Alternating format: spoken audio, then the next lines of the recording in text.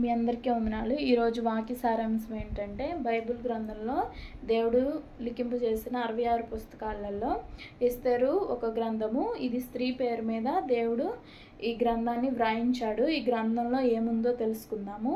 ఎస్తేరు గ్రంథము 1వ అధ్యాయంలో ఏముందో తెలుసుకుందాం. అహష్వేరోషు రాజు ఉండేవాడు. అతను 127 సంస్థానాలకు అధిపతి. ఇతను ఏం చేస్తాడంటే, ఆ రాజ్యంలో ఉన్న అధిపతులందరికీ విందు చేయిస్తాడు. విందు చేయించిన తర్వాత అతడు ఆ రాజ్యం యొక్క ప్రభావాన్ని, ఘనతను, మహిమను వారందరికీ చూపించాలని దాని గురించి ప్రకటన చేస్తూ ఉంటాడు. 180 రోజులు ఆ రాజ్యం గురించి, రాజ్యం యొక్క అందం గురించి ప్రకటన చేస్తూ ఉంటాడు. తర్వాత గనులేమి అలుపులేమి అందరికీ విందు చేయిస్తాడు. విందు చేయించిన తర్వాత రాజు యొక్క భార్య పేరు వస్తి. ఈ వస్తి చాలా సౌందర్యవంతురాలు.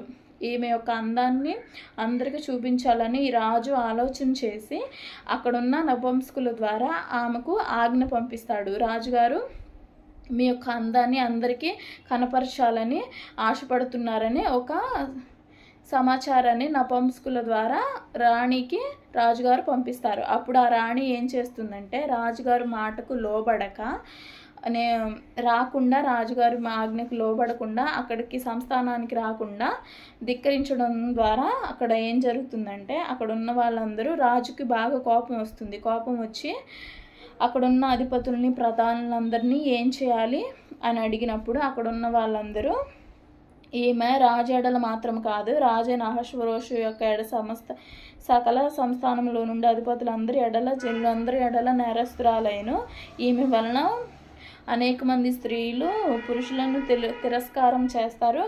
సో ఈమెని మన రాజ్యం నుండి పంపించేయాలని వస్తి రాజైన అహష్వేరోషు సన్నిధిని ఇక రాకూడదని తమ యొద్ద ఒక రాజాజ్ఞ పుట్టిందనమాట.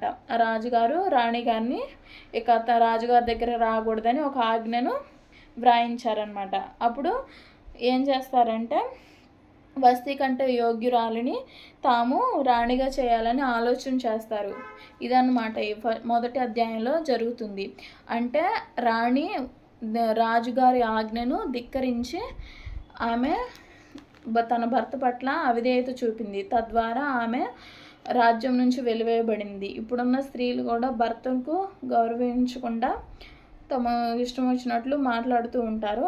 సో మనం ఆ విధంగా ఉండకుండా భర్తల పట్ల, మనకి స్త్రీలకి భర్త శిరస్సు, భర్తకి దేవుడి శిరస్సు. సో మనం శిరస్సు అయి ఉన్న భర్తను గౌరవించాలి. దీన్ని బట్టి మనం నేర్చుకుంటాము.